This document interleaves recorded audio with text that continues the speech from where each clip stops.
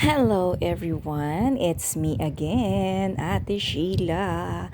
Ayun, ayokong gumamit ng music sa video ko kaya mag-voice over na lang ako. Gusto ko lang sabihin na iba yung pakiramdam ko pag uwi ko dito sa Lucena. Parang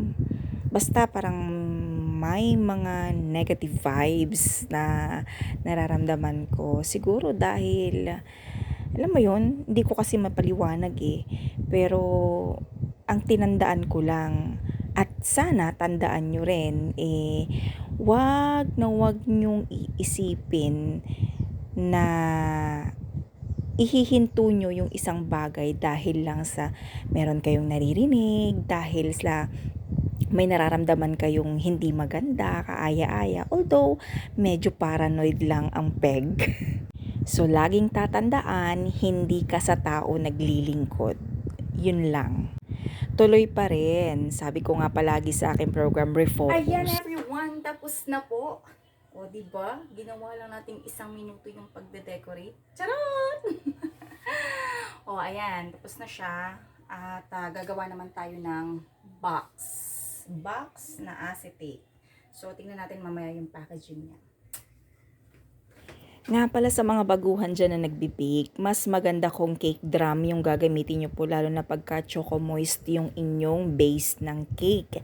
Kasi mabigat. So, gumamit lang ako dito ng cake board kasi nga, meron na akong Korean Ayan cake board. guys, nakagawa na tayo ng acetate box ng ating cake. Ayan, Korean cake board.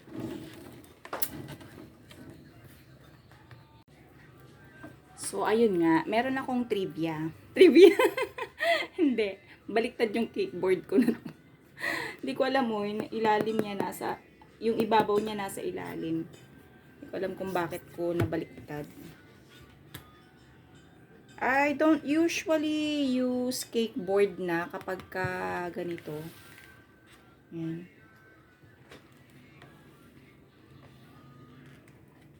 So, yan.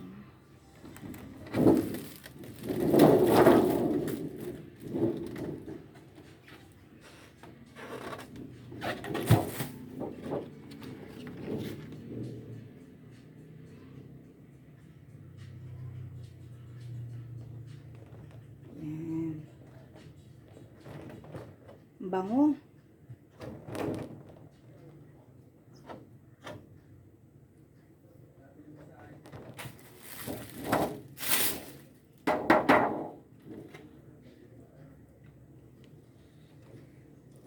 Ayan, tingnan natin.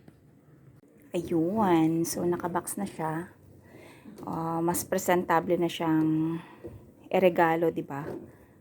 Ayan. Medyo mahal tong acetate. 140 pesos ito pag bibili kayo sa Cake Ideas, pero sulit naman. Ayan. So, ito kasi, ang size nitong acetate natin ay 13.5 by... Ayan, naputol pala yung video. So, 13.5 by 13.5 by 10. Ayan, tama ba ako? Basta 10 inches round yung cake. Thanks everyone once again sa panonood ng aking video. Maraming salamat po. Have a good day.